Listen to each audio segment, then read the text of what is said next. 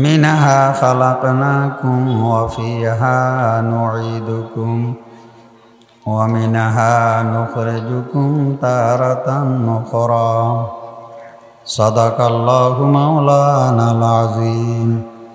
আমি আপনাদের সকলেরই জানাশোনা একটি দোয়া পড়ছি, যেটা আমরা আমাদের আপন ভাই কাউকে কবরস্থ করার সময় তিনটা বাক্য বলে 3 মুষ্টি মাটি দিয়ে থাকি। এই 3 বাক্যের ভিতরে আল্লাহ রাব্বুল আলামিন আমাদের 3টা জগতের আলোচনা করেছেন। প্রথম বাক্যে আমরা মাটি হাতে নিয়ে মাটি রাখতে বলে থাকি মিনহা খালাকনাকুম, এই বলে না মাটি দি। এই আয়াতের অর্থ হইল আল্লাহ রাব্বুল আলামিন বলেন, আমি তোমাদিগকে এই মাটি থেকে তৈরি করেছি। যে মাটি এখন তোমার হাতে, তুমি আপন ভাইয়ের কবরে রাখছ, এই মাটি থেকেই তোমাকে আমি তৈরি করেছি। মিনহা খালাকনাকুম, তোমরা ছিলে না, এখন আসো। তো সত্যিই তো ছিলাম না, এখন আসি। তো আসি যে থাকতে মন চায়, কারো মরতে ইচ্ছা নাই। বরং মানুষ মুষ্টিবদ্ধ স্লোগানও দেয়, বাঁচার মতো বাঁচবো, লড়াই করে বাঁচব। এই যে আমাদের বাঁচার এক স্বাদ আর ইচ্ছা, সবাই আমরা বাঁচতে চাই। তো দ্বিতীয় বাক্যে আল্লাহ রাব্বুল আলামিন আমাকে আপনাকে স্মরণ করান, কি বলে? অফিহা নুঈদুকুম। অর্থ হইল আল্লাহ রাব্বুল আলামিন বলেন, আমি তোমাদিগকে আবার এই মাটিতে ফিরে নিয়ে যাব। হাজারো চেষ্টা করলেও মাটির উপরে থাকতে পারবে না। অর্থটা বুঝে আসছে? ওই মাটিতে যদি ফিরে যায়, ওটাকে বলে আলমে বরজখ, যেটাকে আমরা বলে থাকি কবরের জগৎ। এই কবরের জগতে যাওয়ার পরে কেউ মনে মনে ভাবতে পারে দুনিয়া আনন্দময়, যার মনে যেমনে লয়, খাও দাও ফুর্তি করো, জোর যার মুল্লুক তার, আছে না ভাই? তো আল্লাহ রাব্বুল আলামিন তৃতীয় বাক্যে আমাকে আপনাকে সতর্ক করেন, কি বলে দেখেন? অমিনাহা নুখরিজুকুম তারাতান উখরা। আল্লাহ বলেন, মরে গেলে মাটি হয়ে যাবে, এখানে শেষ না। বরং আমি আল্লাহ তোমাদিগকে আবার নতুন করে জীবন দেব।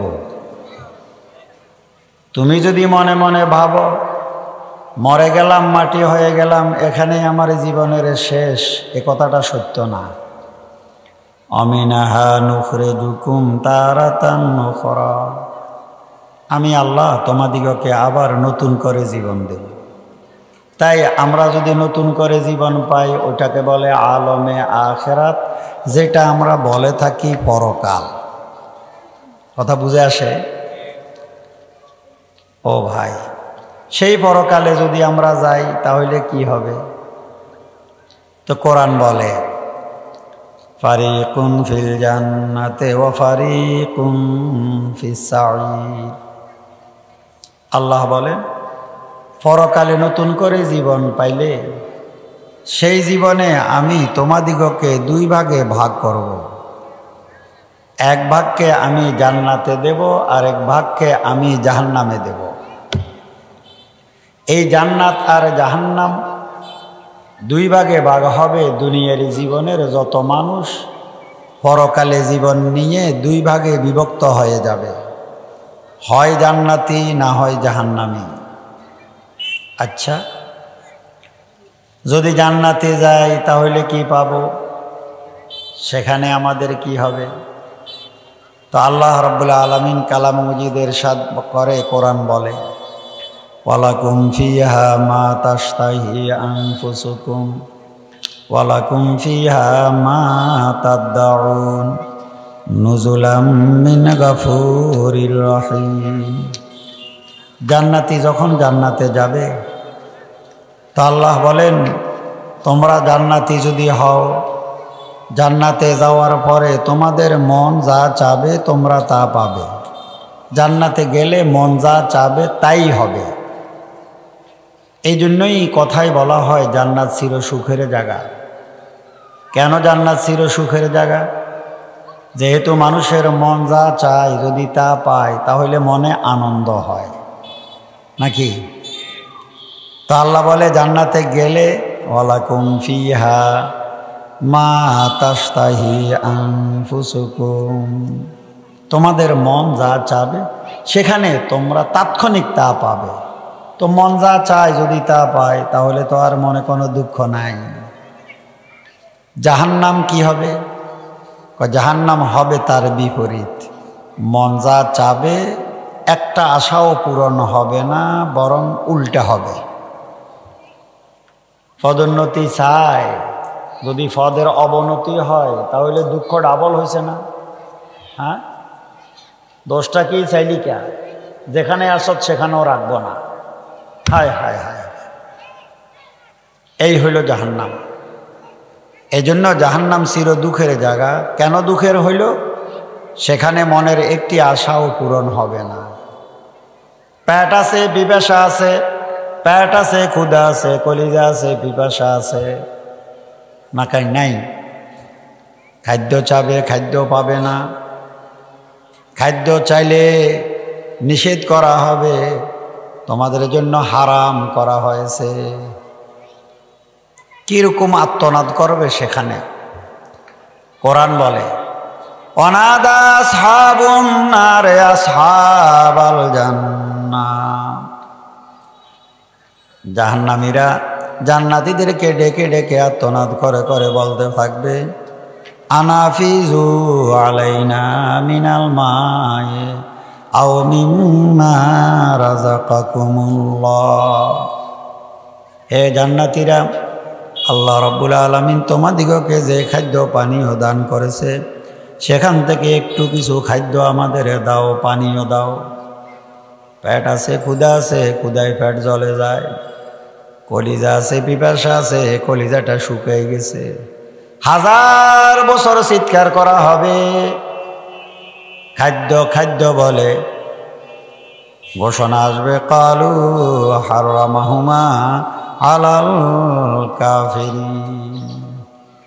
ফেরেশতারা ঘোষণা করবে জাহান্নামের জন্যে, কাফেরের জন্যে, আল্লাহর নাফরমানের জন্যে জান্নাতের খাদ্য পানীয়কে আল্লাহ রব্বুল আলামিন হারাম করে দিছে, পাইব না। এখানে শেষ না, ক্ষুধার খাদ্য চাইলাম খাবার, খাবার তো দিল না, মনে পাইলাম আঘাত। এরপরে ঘোষণা করবে আল্লাহ রাব্বুল আলামিন ফেরেশতাদেরকে বলবে এরা বুঝি পানীয় চায়, কলজা শুকাই গেছে, এদের গলিত রক্ত ফুজেরে উত্তপ্ত করে হাতে তুলে দে। পিপাসা এমন বেশি হবে, নিজের গলিত রক্ত ফুজ এগুলাকে উত্তপ্ত করে যখন হাতে দেওয়া হবে, পিপাসা যদি মানুষের বেশি হয় হাতে কি আছে এটা দেখার সুযোগ হয় না, যেখানে যা পায় তরল কিছু দেখলেই মুখে দিয়ে দে। মুখে যখন দেবে নাড়ি বুড়ে বের হয়ে যাবে, জিহ্বাটা পড়ে যাবে। খাদ্য চাবে, অখাদ্য দেবে। জাকুম গাছের দরত্ব জাকুম ফল কাঁটাদার, হাতে দিলে মুখে দেবে, মুখে দিলে কণ্ঠনালীতে আটকে যাবে, না ভিতরে যাবে না বাহিরে আসবে। ক্ষুধার যাতনা যত না ছিল, অখাদ্য কণ্ঠনালীতে আটকে গিয়ে তার ডাবল সাজা হয়ে যাবে। আল্লাহ রাব্বুল আলামিন বান্দার বলে বান্দা আমার, পরকালে 2 ভাগে ভাগ তোমাদের, 1 ভাগ যাবে জান্নাতে, আর 1 ভাগ যাবে জাহান্নামে। জান্নাত চির সুখের জায়গা, যেখানে গেলে তোমাদের মন যা চাবে তোমরা তা পাবে। এরে বান্দা আমার, তুমি কি চাবে? আমার রাজকীয় মেহমান হবে, যা চাবে তা তো দেব, বরং দেওয়ার মতো তুমি চাইতে জানো না, আমি আমার মতো করে তোমারে দেব। কিরকম দিব? আল্লাহ বলে দুনিয়ার সাধারণ নাগরিক আর রাজার আয়োজন সম্পর্কে কোনো খবর রাখে না, রাখেনি, বলেন না? না, সেখানে তোমরা হবে মেহমান। আল্লাহ বলেন নুজুলাম মিন গফুরির রহিম, এরে বান্দা আমার, জান্নাতে তোমরা হবে মেহমান, আর আমি আল্লাহ গফুরুর রহিম হব মেজবান। বাড়িওয়ালা আল্লাহ, আমরা হইলাম তার মেহমান। তাহলে আল্লাহ যদি মেজবান হয়, আল্লাহর আয়োজন বন্দার জন্য কেমন হবে বন্দা বুঝবার কোনো ক্ষমতা নাই। এই জন্য হাদিসে কুদসিতে আল্লাহ রাব্বুল আলামিন বান্দারে বলে, হে হাবিব, আপন উম্মতেরে জানাই দেন, আপনার উম্মত যদি জান্নাতে যায়, আমার মেহমান হয়, সেই জান্নাতির জন্য আমি আল্লাহ কি মেহমানদারি রেখেছি, এক কথায় তাদেরকে বইলা দেন, আদাতুল ইবাদিয়াস সালিহিন মা লা আইনুন রাত ওয়ালা উযুনুন সামিআত ওয়ালা খাতারা ফি কলবি বশর। আল্লাহ বলেন, আমি আমার জান্নাতি বান্দার জন্য জান্নাতে কি আয়োজন রেখেছি, দুনিয়ার জীবনে কোনোদিন তার এই দুই চক্ষু দেখে নাই, দুই কানে তার বর্ণনাও শোনার ক্ষমতা রাখে নাই, তার অন্তরে কল্পনাও আসত নয়। সেখানে তোমরা হবে মেহমান আর আমি আল্লাহ হব মেজবান। সেই মেজবানি কেমন? তোর মন চাবে সাথে সাথে এসে যাবে, মনের ভিতরে কল্পনা হবে, ক্ষুধা লাগছে খাবো, কি খাবে? ফল ফলাদি। এই ফলের কথা মনে আসবে, হাজার রকমের ফল চোখের সামনে, বলতে দেরি হবে, মনে কল্পনা আসতে দেরি, চোখের সামনে হাজির হইতে কোনো দেরি হবে না। আল্লাহ বলে, ওখানে জান্নাতে তোমাদের নেব আমি ভোগের জন্যে, সেখানে কোনো কাজ নাই। মেহমান কাজ করে, বের বাড়িতে ভাত খায় না। দুনিয়ায় তো মেহমানের কাজ থাকে না, থাকে ভোগ। মাবুদ বলে, জান্নাতেও তোমাদের কোনো কাজ থাকবে না, সেখানে হবে শুধু তোমাদের ভোগ। খাবার দেবে কত প্রকার। দুনিয়ার সাধারণ মানুষ, একদিন আমি গল্প শুনছি, এক বেগুন দিয়ে 80 প্রকারের আইটেম করছে। কয় প্রকার? মূল জিনিস বেগুন, এই বেগুন দিয়ে 80 প্রকার। আমার মাবুদ বলে, 80,000 প্রকার হবে আমার, হাজার হাজার প্লেট হবে। ওয়াউতুবিহি মুতাশাবিহা। রব্বুল আলামিন জান্নাতীরে যখন সেখানে নেবে, খাদ্যের আয়োজন যখন হবে, ফল ফলাদি, পাকানো খাবার, যাই কিছু হয়, আল্লাহ বলে সেখানে ওয়াউতুবি মুতাশাবিহা, সেম সেম কোয়ালিটির খানাগুলো আসতে থাকবে। জান্নাতি খাবে, মজা বড় পাবে। এরপরে আবার একটা আসবে, দেখতে একই রকম, মনে মনে কল্পনা হবে, এটা না খাইলাম, এই আইটেমের আর প্রয়োজন নাই। ফেরেশতারা বলবেন, নেন একটু মুখে দেন। একই রঙের, মুখে যখন দেখবে দিবে 60টা ভিন্ন, একই সেম সেম কালার। এটা আনন্দ। আইটেমের কি? 3 কোনা সিঙ্গারা, একটার ভিতরে আলু দিল, আরেকটার ভিতরে সবজি, আরেকটার ভিতরে গোস্ত আর কিমা ঢুকাই দিল। দেখতে যদিও একই রকম, স্বাদ কিন্তু ভিন্ন। ঠিক না বেঠি? একই সেম সেম কোয়ালিটি, স্বাদ হবে হাজার রকম। মাবুদ সাজাই দেবে, বান্দা যখন চাবে তখনই তার চোখের সামনে এসে যাবে। আল্লাহ বলে, এটা আমার আয়োজনের কথা কানেও শুনে, দিলে কল্পনাও করার তোমাদের ক্ষমতা নাই। এরে বান্দা আমার, জান্নাত হইল তোর ভোগের জায়গা, দুনিয়ায় হইল তোর কাজের জায়গা। ভোগের জায়গায় কাজ নাই, কাজের জায়গায় কিন্তু ভোগ নাই। সেখানে হইল ভোগ, তো শুধু খাবো। তা আল্লাহ বলে, খাবে, অন্য কোনো কাম নাই। দুনিয়ার খাবার আর জান্নাতের খাবার এক নয়। কোনটা বুঝেন? যারা সেখানে আমার মন যা চাবে তা হবে, বুঝছেন তো? সেখানে আমি হব মেহমান। মাবুদ বলে, দুনিয়ায় হইলি তোরা গোলাম। দুনিয়াতে কি? গোলাম। সেখানে হবে মেহমান, এখানে হবে গোলাম।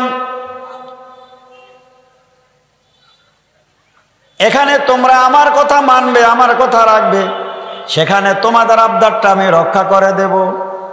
এখানে আমার কথা রাখবে না, জাহান্নামে নিলে আমিও তোমাদের কোনো কথা শুনবো না। হিসাবটা বুঝাইছেন কথা কয়?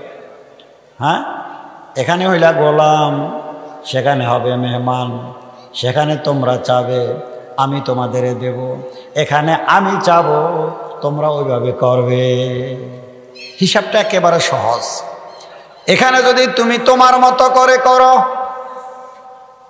তোমার মতো করে তুমি চলো, তো জাহান্নামে গেলে তোমার মতো করে কিছুই করব না আমি। এই ভাষায় আমরা আমাদের সন্তানের সাথে কথা বলি, ভাষা একই। আল্লাহ যে ভাষায় বান্দার সাথে কথা বলতে চায়, যে অনুভূতিতে, সে একই অনুভূতিতে বাবা তার সন্তানের সাথে আচরণ করে বসে। কিন্তু এই বাবা খোদার ভাষাটা বুঝতে ভুল করে। কি ভুল করছি আমরা? যে যেখানে আছে বলি আমরা, বাবা যেভাবে বলি এভাবে চল, তুমি যেভাবে চাবে এভাবে করে দেব, ঠিক না বেঠিক? আমি তো চাই না আমার ছেলে তার মতো করে চলক। আমি চাই বাবা তুমি, আমি যেভাবে বলি এভাবে করো, তুমি যেভাবে চাবে এভাবে দেব। এই কথাটার অনুভূতি তো আমার আছে। ছেলের থেকে যে কাজটা আমি তুলে নিতে চাই, আল্লাহ বলে বান্দার থেকে ওই কাজটাই তো আমি চাইতেছি। দুর্ভাগ্য, আল্লাহর একটা কথাও রাখবো না। ও আল্লাহ, তোমার কথা মানবো না। তা আল্লাহ বলে তুমিও আব্বা হবে, ছেলেও তোমার কথা শুনবো না। ওটা আমি বুঝাই দেব আপনাদের পরে। যে আল্লাহর কথা রাখবে না, তার সন্তান আব্বার কথা শুনবে না। কারণ দুইজন একই। আব্বা যদি সন্তানের অভিভাবক হয়ে থাকে, মুরব্বী, তা আল্লাহও বান্দার মুরব্বী, একই, একটুও বেশ কম নাই। ও ভাই, তা আল্লাহ বলেন জান্নাতে তোমার ভোগের জায়গা। দুনিয়ার খাবার খাবার নয়, দুনিয়ার খাবার ভোগ নয়। দুনিয়াতে মানুষ খায় কাজের জন্যে, বাঁচে কাজের জন্যে, খায় বাঁচার জন্যে। ভোগের জন্য বাঁচে না, কাজের জন্য বাঁচে। বলেন না, কিসের জন্যে? খায় বাঁচার জন্যে, বাঁচে কাজের জন্যে। ব্যাপারটা একটু বুঝে নেন। আমরা যারা আছি, আজকেও তো ব্যস্ত, খুব ব্যস্ত, খুব ব্যস্ত। এই ব্যস্ততার শেষ নাই। কেন ব্যস্ততা? আমরা মূল জিনিসটা বুঝি নাই। কোরআনের বাণী হইল মানুষ বাঁচার জন্য খাবে, খাবে বাঁচার জন্য, বাঁচবে কাজের জন্য। আর আমরা মনে করি বাঁচি খাওয়ার জন্যে। এই হইল প্যাঁচ। ব্যাস কমটা কি দেখেন? দুনিয়াতে আল্লাহ রাব্বুল আলামিন বাঁচার জন্য খাওয়াবে। যে ব্যক্তি বাঁচে, খায় বাঁচার জন্যে, বাঁচে কাজের জন্যে, এই লোকটা খেয়ে আনন্দ পাবে। এই লোকটা খেয়ে আনন্দ পাবে, যা খাবে মজা পাবে। কেন? খায় বাঁচার জন্যে, বাঁচে কাজের জন্যে। তাই তার কাছে তার কাজ হলো প্রাধান্য।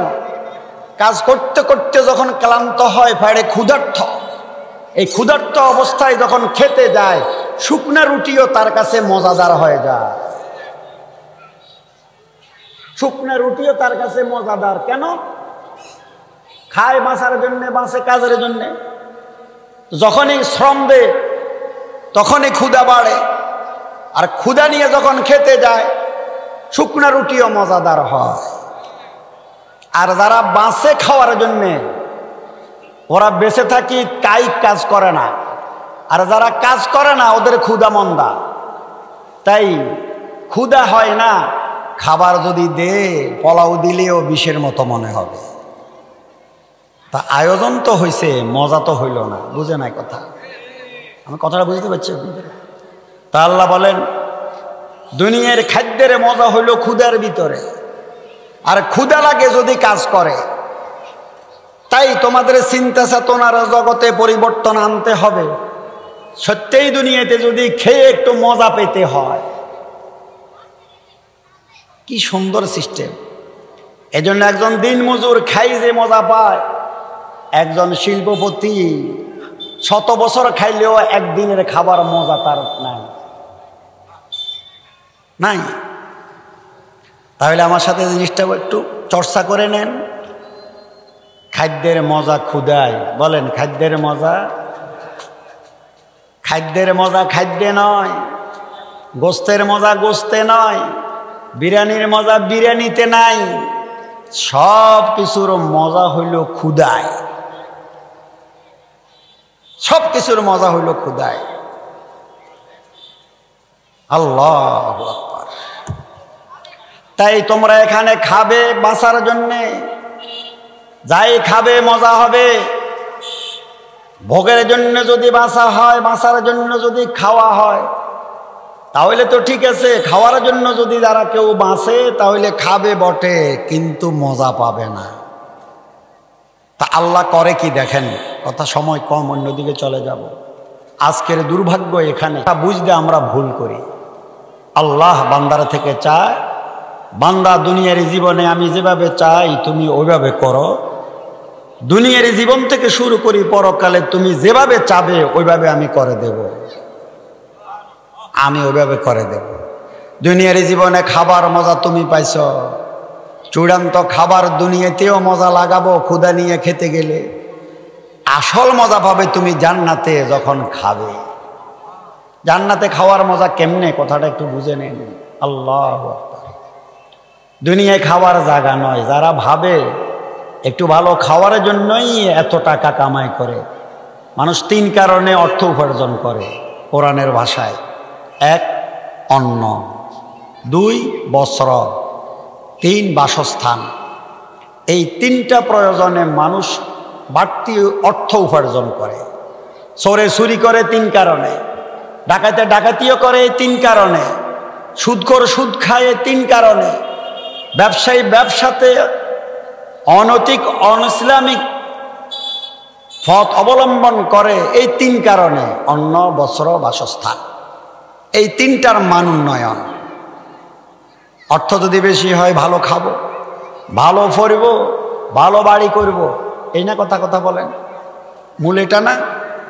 আল্লাহ রাব্বুল আলামিন বলেন এই 3টার একটাও দেব না যদি না তোমার জীবন আমার বিধান মোতাবেক না হয়। একটাও পাবে না। কেমনে পাবে না কথাটা বুঝেই দিলে বুঝবেন। আল্লাহ যদি বান্দার উপরে নারাজ হয়, যখন সে খাদ্য খাইতে যায় তো খাবারের ভিতরে আল্লাহ তার জিহ্বাতে স্বাদ লাগাই দেয়। কি লাগাই দেয় বলেন না? হ্যাঁ, জিহ্বাতে স্বাদটা লাগাই দেয়। হারাম যে খাবে, হারামের মাল মুখে যখন নেবে, এই জিহ্বাই শুধু স্বাদ খুঁজবে। কি খুঁজবো? বাস শেষ, আয়োজন সব শেষ হয়ে গেছে। এখন খেতে গেছে, এটা দিছে, না আমার স্বাদ লাগে না, এটা স্বাদ লাগে না, এটা স্বাদ লাগে না। মনে হয় এই 3টে একসাথ করলে স্বাদ হবে। ঠিক 3টারে একসাথ করে করে দিছে, না এটা স্বাদ হয় না। ডাইল আর ভাজি, না এটা খাওয়া যায় না। চলো রাজমহলে, না এটা হবে না। মনে হয় চাইনিজেরটা মজাদার হবে, সেখানে চলে যাবে। আহা, আজকে চাইনিজটাও মাটি মাটি মনে হয়েছে। রোগটা কি হয়েছে? কথা কয় না, স্বাদ লাগাই দিছে। বাস সব শেষ, সব শেষ, আয়োজন সব বৃথা। খেয়ে উঠে চেহারা প্যাকাশে, হইল না, মজা হইল না। মজা হোক আর না হোক, বিল তো হইয়া গেছে। কথা কয় না, কথা কন না। ওই একদিন এতে না আরে লই গেছে, খুব খড়ি খাওয়াইছে, এটুকু বিল হয়েছে, একজনও মজা হয় না। আইলে নিশ্চয় সারাদিনে কোন নাফরমানি করছি, এটাই হয়েছে। বুঝে নয় কথা, খোদার সাজা বুঝেননি। কথা কয় না তো। এই খোদার সাজা হইল নগদ। তিন কারণে টাকার প্রয়োজন। এক, অন্ন। কসম খোদার যদি নাফরমান হয় তো আমি তোমার অন্ন খাতে যতই ব্যবস্থাপনা হবে, হাজারো আইটেম তৈরি করা হবে, আয়োজনে কোনো ত্রুটি হবে না, কিন্তু আমি আল্লাহ যদি নাখোশ হয়ে যায়, জিহ্বার ভিতরে স্বাদের এক রোগ ঢুকাই দেব। এই জিহ্বা টাচ করে বলবে স্বাদ হয় নাই, এটা মজা নাই, এটা মজা নাই, এটা মজা নাই, এটা মজা নাই, আয়োজন সব বৃথা। খোদার সাজা আমরা বুঝতে ভুল করি। আর একটা দিন মজুর ডাস্টবিনের থেকে টোকায় ফালাই দিছেন, ওখান থেকে তুলেন, এত মজা করে খাইলো, খেতে দেখলে আপনার ডায়রিয়া হওয়ার কথা, আপনি বলবেন যে এটা খেয়ে তো মারা যাবে। আর আল্লাহ বলে তামাশা দেখো, টোকাই টোকাই খাইছে, উচ্ছিষ্ট ডাস্টবিন থেকে নিছে, তার পাশে কুকুরে খাইছে, কিন্তু এই বাচ্চা মুখে দিয়ে যে মজা পাইছে, আপনি চাইনিজ হোটেলেও খাওয়ার খাই মজা পান নাই। কেন? তার পেটে ক্ষুধা আছে, তার দৃষ্টি আমার দিকে, তার বাবার পয়সা নাই, মার ঘরে পাক নাই, ক্ষুধা নিয়ে ঘর থেকে বের হয়ে গেছে, আর আমি আল্লাহকে রব্বুল আলামিন হিসাবে স্বীকার করে নিছে। যেটা খাইলে মানুষ মারা যায় ওইটা খাওয়াই টোকাইকে আমি বাঁচিয়ে রাখি। ঠিক না বেঠিক? কেন আমরা বুঝতে চাই না? এই জিহ্বার স্বাদ। পোড়া মরিচ খাইলে মানুষের রোগ হয়, পোড়া মরিচ খাইয়ে গরিব মানুষ বেঁচে থাকে। ঠিক না বেঠিক? খাদ্যের ভিতরে তিনটা উপাদান, তিন কারণে খায়। কোরআনের এক সূরায় আল্লাহ রাব্বুল আলামিন বলেন, বান্দা যদি আল্লাহর নাফরমান হয়, অর্থ উপার্জন করে হারামের আশ্রয়, তাহলে খাদ্য তিন কারণে খাবার খায়। এই তিন কারণ তার একটাও সাধন হইতো না। কি কারণ? খাদ্য খাওয়ার এক হইল ক্ষুধা নিবারণ। বলেন কি? বাস। দুই, পুষ্টি সাধন। পুষ্টি, প্রত্যেকটা দ্রব্যে এক একটা পুষ্টি আছে, ভিটামিন। পুষ্টি সাধন খাদ্যের এক। তিন, স্বাদ আস্বাদন। এক একটা বস্তুতে, এক একটা ফলে এক এক রকমের মজা আল্লাহ রাব্বুল আলামিন লাগাই রাখছে। বান্দা যদি নাফরমান হয়, আল্লাহর আদেশ না মানে, তাহলে আল্লাহ এই তিনটার একটাও তার নসিব করে না। যে সে খাবে, ক্ষুধা নিবারণ হবে না। খাওয়ার পরে খাই খাই, আবারও খায়, আবারও খায়, এই খায় ওই খায়, খাওয়ার পরে মনে হয় খাই নাই, এমনই। দুই নাম্বার, পুষ্টি নাই। কি নাই? আমার বাচ্চার নাদুস নুদুস, স্বাস্থ্য আছে, সুস্থতা নাই, বুঝতে পারি নাই। তাহলে কেন হইল এমন? ডাক্তারি রুটিন মোতাবেক ফল ফলাদি সকাল থেকে সন্ধ্যা পর্যন্ত আমরা আমাদের সন্তানগুলাকে ডাক্তারি রুটিনে খাওয়ানোর চেষ্টা করি। ওই সকাল ভোরে উঠছে, একটু খাইছে, একটা মামলেট করছে, এরপর আবার টিফিন করছে, আবার ফল খাইছে, এই ফল, এই ফল, ওই ফল, এই ফল, সারাদিন শুধু খাওয়াইতেছি, অথচ বাচ্চার কোনো পুষ্টি নাই। তো দ্রব্যের গুণ কোথায় গেল? কোরআন বলে নিয়ন্ত্রণ তো আল্লাহ করে। বলেন কে করে? আল্লাহ। বিশ্বাস হয় না আপনাদের? হয় না? তো পুষ্টি কই আমার বাচ্চা? ডাক্তারি রুটিন মোতাবেকে খাওয়াইলাম, বাচ্চাটার দিন দিন স্বাস্থ্য বাড়ে, সুস্থতা নাই, তাহলে দ্রব্যের পুষ্টি কই?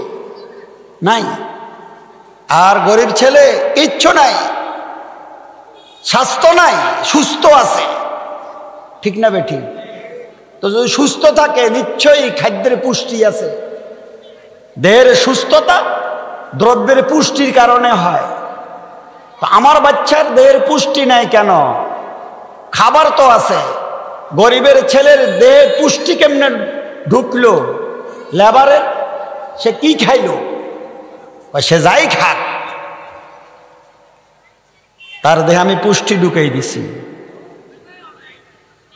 আর তুমি যা খাও, পুষ্টিটা আমি চিনিয়ে নিছি। হয় কি হয় না বলেন আমার? তো আল্লাহ রাব্বুল আলামিন, ও ভাই হারাম খাবো না, কেন? যে জাতি সম্পদকে নেশা বানায়, সবচেয়ে আল্লাহ রাব্বুল আলামিনের গজব তার উপরে, যে সম্পদ ছাড়া কিছুই বুঝে না, হালাল বুঝে না, হারাম বুঝে না, তার দুনিয়ার জীবনে সবচেয়ে বড় গজব খোদার হইল আল্লাহ ওই ব্যক্তির সম্পদ যদিও বেড়ে যায়, তার সন্তানগুলাকে তার নাগালের হাতছাড়া করে দেয়। আপনি পৃথিবীতে একটা লোকও পাবেন না যারা হারামের ছড়াছড়িতে সম্পদ আহরণ করে আর তাদের সন্তানগুলা ওই বাবার বাধ্য হবে, আপনি একটাও পাবেন না। তা আমরা সন্তানকে হাতছাড়া করে সম্পদের পাহাড় গড়ে কোনোদিন আত্মতৃপ্তি পাব না, পাব না। দুর্ভাগ্য। আজকের পৃথিবীতে ব্যাংকে লক্ষ লক্ষ নয়, আরো বেশি কোটি কোটি বিলিয়ন কোটি টাকা পড়ে আছে, কার টাকা খোঁজ নাই, আছে না নাই? হ্যাঁ, তো এরা কারা? এর কি সন্তান নাই? কেন বাবা সন্তানের আড়ালে সম্পদগুলা রেখে দিল? মানুষের নিয়ম হইল এক যুগে একটা টাকা থাকলেও বলে বাবা ওই একটা টাকা ওখানে আছে, তোমারে বলে রাখি গেলাম, হয়াত মত বিশ্বাস নাই, ঠিক না বেঠিক? আর এখন কারি কারি কোটি কোটি টাকা আছে, বাবা এত গোপনে রাখে, তার ব্যাংকের অ্যাকাউন্টটা এমন গোপনে রাখে, সন্তান যেন চিরুনি অভিযান চালাইলেও তার অ্যাকাউন্টের খোঁজ না পায়। তাহলে আমার এই সন্তান নিয়ে আত্মতৃপ্তি কই? সম্পদ তো অনেক হইল। কেন? আল্লাহ রাব্বুল আলামিন সন্তানকে আমার জন্য আযাব করে দিছে। এরপরেও যদি আমরা আজও বুঝতে ভুল করি যে সম্পদে সবচেয়ে দুনিয়ার সবচেয়ে চালিকা শক্তি, তাহলে আমরা মনে হয় আগামী কিছু দিনে কিচ্ছু লাগবে না, আমরাই আমাদের কারণে মরে যাব, ধ্বংস হয়ে যাব। যাও, কথা আমার লম্বা হয়ে গেছে অন্যদিকে। তো আল্লাহ রাব্বুল আলামিন বলেন দুনিয়া তো কাজের জায়গা, ভোগের জায়গা না, এবং দুনিয়ায় খাওয়ার জায়গাও নয়। এ কথাগুলো বুঝে নেন। কেউ যদি মনে করে হুজুর খাওয়া দাওয়া ফুর্তি করো, কি মজার কথা রে, আবার খাইলে দিলে ফুর্তি কেমনে হয়? খাওয়া দাওয়া তো ফুর্তি নয়। তাহলে দেখেন দুনিয়া যে খাবার জায়গা নয় তার প্রমাণটা কেমনে?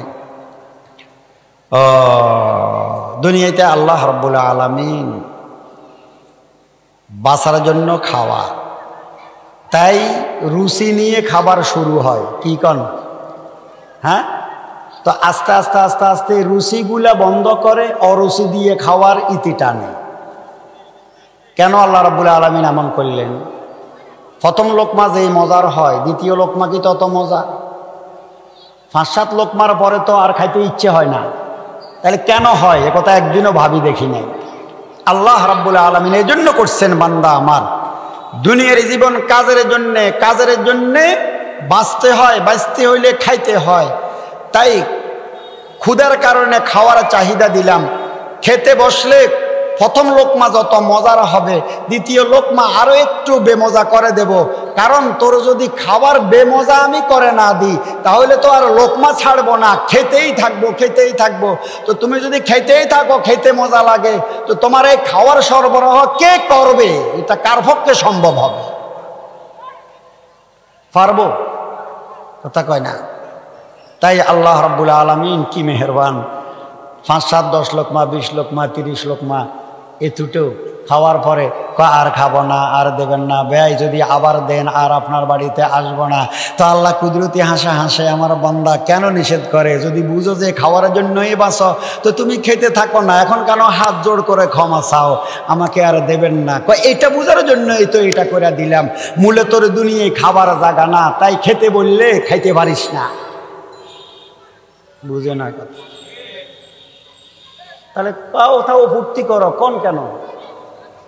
খাও, তুমি খেতে থাকো, দিতে থাকি। ও যদি খেতে থাকো, দিতে থাকি, ও যদি খেতেই থাকে, কেউ যদি বলেও গায়ের বলে দিতে থাকি, আখের তো খেতে থাকলে দিতেও পারবে না। কত পারবো? ও তো খেতেই থাকবে। তাই আল্লাহ রাব্বুল আলামিন জান্নাতে যখন নেবে এই কথাটারে উল্টা করে দিছে, বান্দা আমার জান্নাতে গেলে তুমি খেতে চাবে, তুমি খাও, আমি তোমারে দিতে থাকবো। আমি দিতে থাকব। এই জন্য আল্লাহ করছে কি জানেন? জান্নাতের খাবারের, জান্নাতি খাবারের প্রথম লোকমা যেই মজার, পরের লোকমা মজা আরো বেড়ে যাবে, পরের লোকমাতে মজা আরো বাড়বে। রুচি দিয়া খাওয়া শুরু, যত খেতে থাকবে জান্নাতে তত রুচি বেড়ে যাবে।